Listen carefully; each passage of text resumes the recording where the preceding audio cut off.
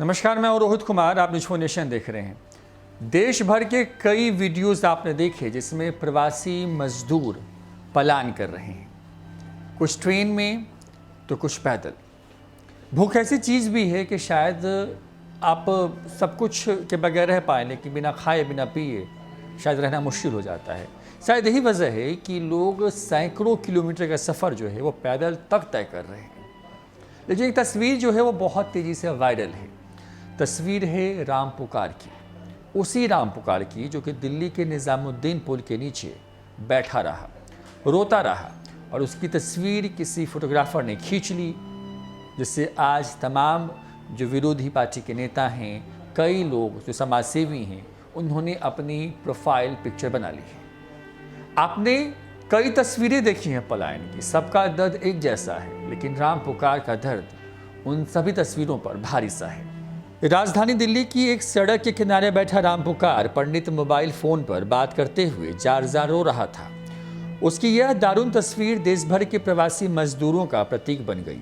समूचे देश में जब प्रवासी मजदूरों के समक्ष अस्तित्व का संकट गहराता जा रहा है, तो वहीं मीडिया में राम पुकार की तस्वीर खूब साझा की जा रही है।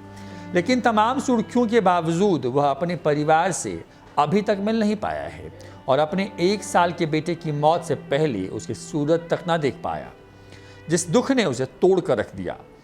कोरोना वायरस संक्रमण को काबू करने के लिए देश में लॉकडाउन के कारण पैदा हुए प्रवासी संकट को दर्शाती इस तस्वीर को देश के हजारों लोग पहचानते हैं।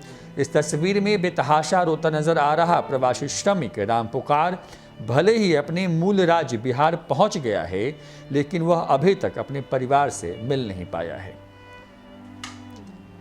पीटीआई के फोटोग्राफर पत्रकार अतुल यादव ने दिल्ली के एक सिनेमा हॉल में काम करने वाले राम पुकार को दिल्ली में निजामुद्दीन पुल के किनारे देखा। वह उस समय फोन पर अपने परिजनों से बात करते हुए बेतहाशा रो रहा था।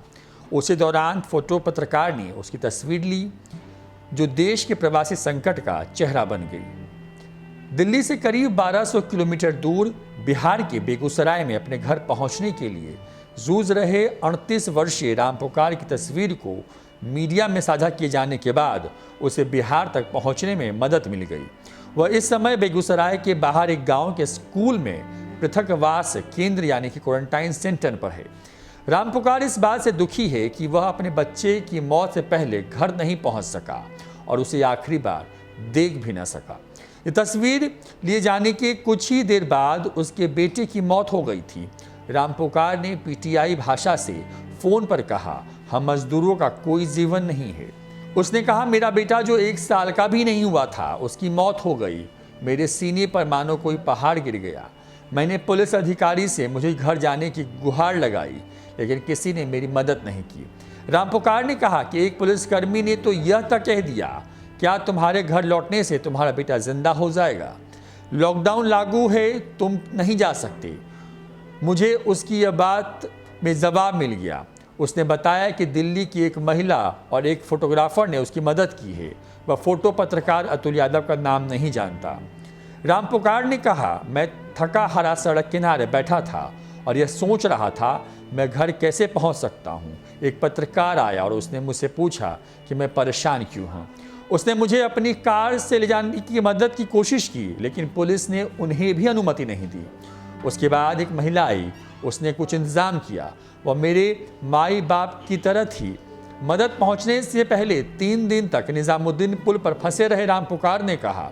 महिला ने मुझे खाना और 5,500 रुपये दिए। उसने विशेष ट्रेन में मेरा टिकट बुक कराया। इस तरह मैं बिहार पहुंचा। उसने कहा, अमीर लोगों को हर तरह की मदद मिलेगी, उन्हें विदेश से विमानों से लाया जा रहा है, लेकिन गरीब प्रवासी मजदूरों को उनके हाल पर छोड़ दिया गया है। हमारी जिंदगी की यही कीमत है। हम मजदूरों का कोई देश नहीं। 3 बेटियों के पिता राम पुकार ने अपने बेटे का नाम राम प्रवेश रखा था, क्योंकि उसके नाम में भी राम शब्द है। उसने कहा, क्या एक बाप घर जाकर अपने परिवार से मिलकर अपने बेटे की मौत का दुख नहीं बांटना चाहेगा? उसने कहा, मैं दिल्ली से एक विशेष ट्रेन से कुछ दिन पहले बेगूसराय पहुंचा हूं।